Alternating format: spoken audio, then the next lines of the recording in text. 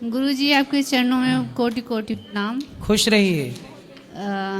गुरुजी हमारा प्रश्न यह है कि मेरे पति थोड़ा नशा करते हैं और मेरे दो बच्चे हैं, अक्षत त्रिपाठी और अच्युत त्रिपाठी।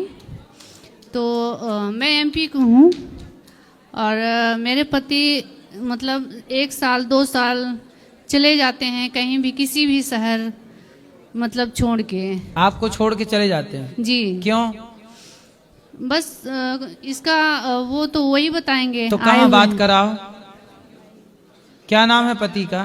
मिथिलेश त्रिपाठी। मिथिलेश भैया यहाँ आओ, आ जाओ थोड़ा आगे। मिथिलेश भैया को आने दो। बच्चों के ऊपर भी बहुत गुस्सा करते हैं, पूरा मतलब हर चीज गुस्से में। थोड़ा मिथिलेश भैया से बात करो, जल्दी आओ। मिथिला नगरिया निहाल। गुरुजी। जय जय। क्या नाम है आपका? मिथिलेश त्रिपाठी। कहाँ भाग जाते हो आप? सर ऐसा कुछ नहीं है, मतलब अब बिना मतलब कि मुझे महाराज जी बिना मतलब कि मुझे टेंशन मिलता है। काय का टेंशन? वही घर में किचाइन वो बिना मतलब की होती रहती है। अब हम कितना पेशेंस रखे हैं, हमें एक्चुअली पैसे से टीचर है सर, पढ़ाते हैं। हाँ। तो जो है अब कितना कमाते हो? सर वैसा कुछ प्राइवेट कोई फिक्स नहीं है, मतलब कभी 30 35 40 50 जो मिल जाए। ठीक है। हाँ। तो आपकी पत्नी आपको क्या, आपसे क्या चाहती है पत्नी? सर हम तो सब करना चाहते हैं, हमें तो कुछ नहीं चाहिए, लेकिन ये मतलब पता नहीं इनको क्या जो है बीमारी है सोचने की। ठीक है। फालतू सोचने की बीमारी क्या है। सोचती रहती है? मतलब अनाप शनाप चीजें, मतलब हम साथ में भी हैं तो भी गलत सोचना मेरे बारे में। अच्छा, आप पे शक करती रहती हाँ है? बिल्कुल, मैं साथ में हूँ तो भी सोचना इनका रहता है। मैं अब उसके साथ में क्या करूँ, कैसे कंप्रोमाइज करूँ? कितना मतलब एक पेशेंस होता है सर सहने का गुरुजी। अब जब एक्सीड कर जाता है, बाहर चला जाता है, तो फिर मुझे हटना पड़ता है। बात कराओ पत्नी से। बच्चों के लिए सर, अब क्या करूँ मैं? तो क्यों आप अपने पति पे संदेह क्यों करती हो? सर हर चीज की दवाई है, शक की दवाई छोड़ी है, इस महाराज जी संदेह की दवाई नहीं है। जी महाराज जी, मैं आपसे झूठ नहीं बोल रही हूँ महाराज जी। मैंने इनको कई बार मतलब अब क्या हूँ बताऊँ, कई बार मैंने देखा है, पकड़ा भी है, और तब भी इनके साथ भी मतलब वो करके भी ये मतलब वही करते हैं कि मुझे कुछ मत कहो, और बच्चों को मारना, बच्चों को छोड़ के चले जाना, यही सब रहता है। बच्चों को मारा ना करिए। सर मैं हाथ तक नहीं लगाता हूँ, बच्चे साथ में आप पूछ लीजिए। तो आप और ये हाँ, ना तो इनको मैंने कभी मारा, यही जो है मेरे साथ जो है कभी कभी गलत तरीके से पेश आती है। अब ये नहीं तो ये कह रही है कि आप किसी के संग रहते हैं। सर ये आपके पास आई है, इनसे आप यही कहिए कि शांति पूर्वक रहें मेरे साथ, कोई दिक्कत नहीं है। नहीं पर कोई पत्नी ये थोड़ी चाहेगी कि मेरा पति किसी और के संग भी रहे। तो मैं क्यों जाऊंगा, मैं कहीं जाता ही नहीं हूँ। ये तो मैंने कहा कि सर गुरुजी ये शंका करना है। ये तो कह रही है, मैंने देखी है। रही बात नशे की, तो मैं केवल गुटखा खाता हूँ, मतलब वो सॉरी नहीं, इन्होंने तो कहा कि मैंने देखा है आपको किसी के साथ। ऐसा कुछ भी नहीं है। मैंने तो अब ये तो इन्होंने अब क्या मैं झूठ बोल रहा हूँ, मैं क्या झूठ बोल रहा हूँ? ऐसा गुरुजी ऐसा कुछ नहीं है, लेकिन फिर और आप ना देखो, यदि आप सही हैं, आपके सामने वो कह रहा हूँ गुरुजी कि मुझे ऐसा कुछ इसमें कोई इंटरेस्ट नहीं है। ये सही से रहें, अच्छे से रहें, तो मुझे कहीं जाने की जरूरत नहीं है। अच्छा, आप कहीं मत जाइए, अपनी पत्नी के साथ रहिए। कहीं लेकिन जाने की जरूरत ऐसा नहीं है ना, पत्नी को ये संदेह है कि आप किसी और के संग हैं। सुनो, ध्यान से सुनो। पत्नी को संदेह है कि आप किसी और के साथ रहते हैं, तो आप इनका संदेह दूर कर दीजिए।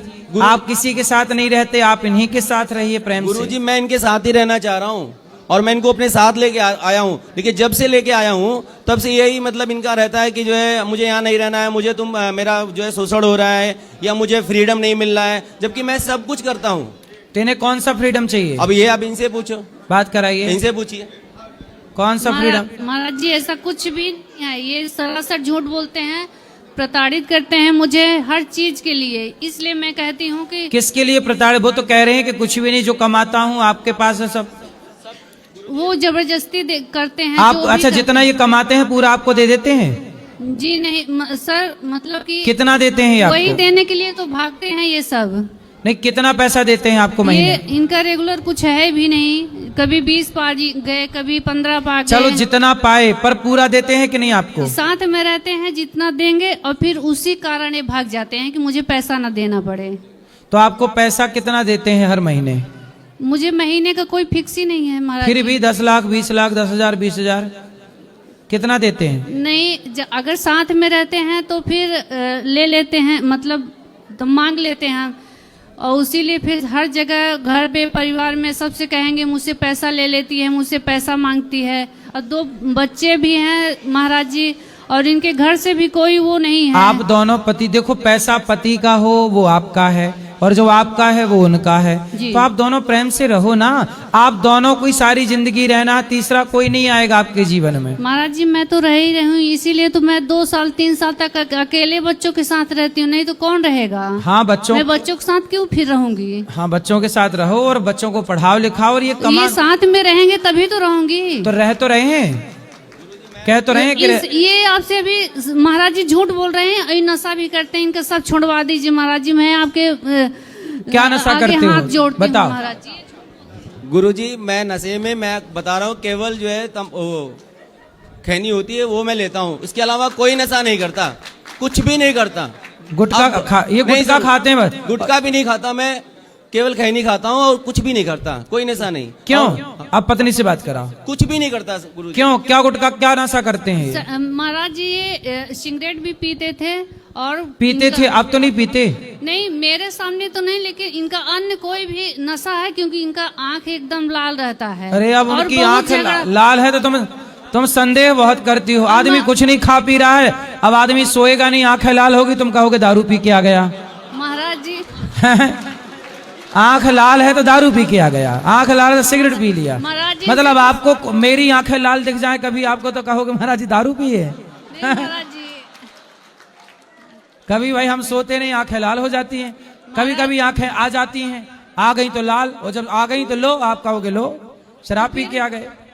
महाराज जी तो किसी को प्रताड़ित करते हैं, मारना पीटना बच्चों को, ये नहीं तो मारेंगे, करना अब वो पक्का वादा कर रहे हैं नहीं मारेंगे, पर आपको संदेह, आप देखो संदेह तो बहुत करती महाराज जी हो, इनका झूठे नशा- आरोप लगाती हो। इनका नशा पत्ती सब छुड़वा दीजिए महाराज जी। हम लेकिन आपके आप ना चरण- झूठा आरोप लगाती हो, ये बात सही है, आप झूठा आरोप लगा रही हो। गुरुजी मेरे ऊपर ये शंका करना बंद कर दें, मैं जो भी पाता हूँ गुरुजी, अभी मेरी ज्वाइनिंग हुई है, अभी मैंने 65,000 पे अभी जस्ट ज्वाइनिंग हुई है जी। 10 जनवरी से मेरी ज्वाइनिंग है। हाँ, और मैं 1 रुपया गुरुजी अपने पास नहीं रखूंगा, ये सब ले लें, मुझे कोई आपत्ति नहीं है, लेकिन मुझे सुकून से जहां मैं रहता हूं वहां मुझे रिस्पेक्टेड तरीके से रहने दे, बस मैं ये चाहता हूं, इज्जत से रहने दे, और ये वो करने नहीं देती है हमको। अब मैं कहीं पढ़ाने जाऊंगा गुरुजी तो वहां पे भी मेरा है, क्लास में मैं पढ़ाऊंगा तो वहां पे भी मेरा है, ये सारी बातें मैं कब तक झेलूंगा। तो क्या चाहती हो, घर पे बैठा रहे आदमी, कमाए ना? मैं छोड़ दूं। बात कराओ। अब पढ़ाने जाएगा तो स्कूल में कोई टीचर मिलेंगी, महिलाएं मिलेंगी, तो बात ना करे? तो वहीं से तो इनका शुरू होता है भागना, बात करके वहीं से शुरू होता है। अरे ये आपको संदेह है। नहीं नहीं सर, कंफर्म है, हम आपसे झूठ नहीं बोल रहे हैं। नहीं, आप तो लाल आंखों वाला भी झूठ बोल चुकी हो। नहीं सर, झूठ नहीं बोल रहे हैं हम, आप मेरा विश्वास करिए।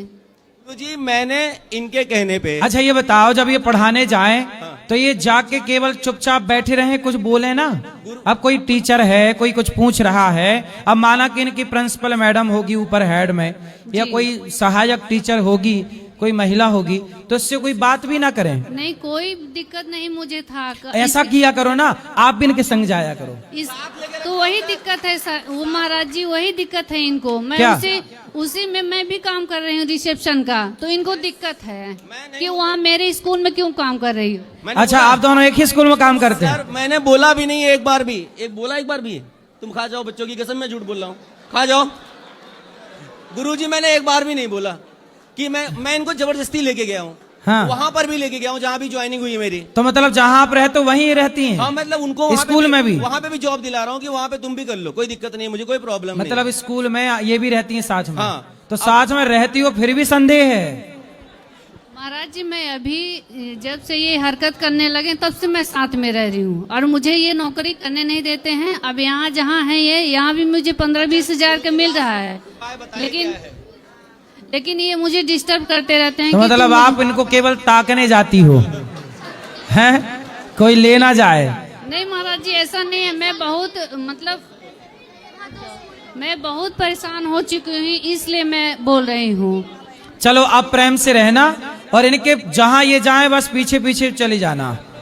जाया करो साथ में। महाराज जी इनका कसम छुड़वा दीजिए, कसम खा के इनका नशा पहले छुड़वा दीजिए। नशा और कौन ये- सा? खैनी। अच्छा खैनी, चलो और खैनी ये से बात। गलत जो काम करते हैं वो केवल इनसे खैनी कसम- खाते हैं ना? महाराज जी इनसे कसम खिलवा लीजिए कि गलत काम नहीं करेंगे। अच्छा सच बताओ, आपका किसी और स्त्री के साथ चक्कर है? कुछ भी नहीं है ऐसा माँ कुछ। कसम खा के बोलो कि माँ नहीं? कसम गुरुजी कुछ भी नहीं है, ऐसा कुछ भी नहीं है, ऐसा गुरुजी कुछ भी नहीं है। और देखो जब- ये माँ कसम खा गए। और जब से मैं इनको अपने साथ लाया हूं, मैं तनिक भी अब इसको इनको कैसे दिलाऊं? नहीं, इनका कोई इलाज नहीं है फिर। कैसे दिलाऊं इनको? इनका कोई इलाज नहीं है फिर। मैं किस तरीके से दिलाऊं इनको, बताइए। आप बताएं मुझे, क्या कौन सी कसम खिलाना चाहते हैं, मैं वो तैयार हूं। आप बताओ कौन सी कसम खिलवाएं? अब बताओ, इनसे पूछो। पत्नी की खाओगे? पत्नी की खाओ कसम। गुरुजी आप बोल दीजिए, मैं सब तैयार हूं। कौन सी कसम खवाएं बताओ? तैयार है पति तुम्हारा? महाराज जी जो आपको अच्छा लगे वही। खवा तो दिए माँ कसम। तंबाकू भी नहीं खाना। चलो तंबाकू का कारण रिश्ता बिगड़ रहा, छोड़ दो ठीक तंबाकू। है गुरुजी, मैं छोड़ दे रहा हूं तंबाकू। खाओ माँ कसम, नहीं खाओगे? माँ कसम वृंदावन की या नगरी की कसम खा के कह रहा हूँ, भगवान की कसम खा के कह रहा हूँ गुरुजी की मैं तंबाकू भी छोड़ दे रहा हूँ, लेकिन ये संगा करना छोड़ दें, नहीं फिर मैं इनको छोड़ दूंगा और आजीवन दूंगा। अब नहीं, अब देखो, अब संदेह नहीं करना। अब देखो पति ने कसम खा ली है सब प्रकार की, तुम्हारा पति गलत नहीं है, तुम झूठी उंगली करती रहती हो। हाँ, आप भी, तुम भी कसम खाओ, तुम भी कसम खाओ। ये अब तुम खाओ माँ कसम के, तुम संदेह नहीं करोगी पति पे। महाराज जी ये सारे गलत काम छोड़ दें, मैं माँ कसम खाती हूँ कि इनके ऊपर संदेह नहीं करूँगी। वो तो खा गए कसम, अब तुम खाओ कि माँ कसम खा के मैं बोलती हूँ मैं संदेह नहीं करूंगी। तो ये छोड़ देंगे तो मैं नहीं छोड़ तो करूँगी। दिए, छोड़ तो दिए, आज से छोड़ दिया मैं। छोड़ दिया। जी तो ठीक है, मैं अगर गलत काम नहीं करेंगे मैं संदेह नहीं करूँगी। माँ कसम। हाँ माँ कसम। आपकी माँ है? जी ठीक है फिर। इनकी नहीं है। गुरुजी, गुरुजी एक छोटा सा मेरा प्रश्न था आपसे। हाँ हाँ, कि एक बोलो बोलो। एक सेकेंड, मैं ये कह रहा था गुरुजी कि हम लोग जो है गुरुजी ये मूर्ति पूजा करते हैं, जैसे हमारे दिमाग में चलता है कि तो क्या ये सही है? आपके हिसाब से गलत है? गुरुजी अब हम तो कहते हैं कि निराकार है, कोई रूप नहीं है भगवान का, ठीक है। कोई स्वरूप नहीं है, मतलब उनको कोई बांध नहीं सकता। पहला तो ये है कि हम मूर्ति स्वरूप दे दिया उनको, ठीक है, अलग अलग भगवान है, हर जगह पे है अलग, वो ठीक है, लेकिन मैंने उनको स्वरूप दे दिया।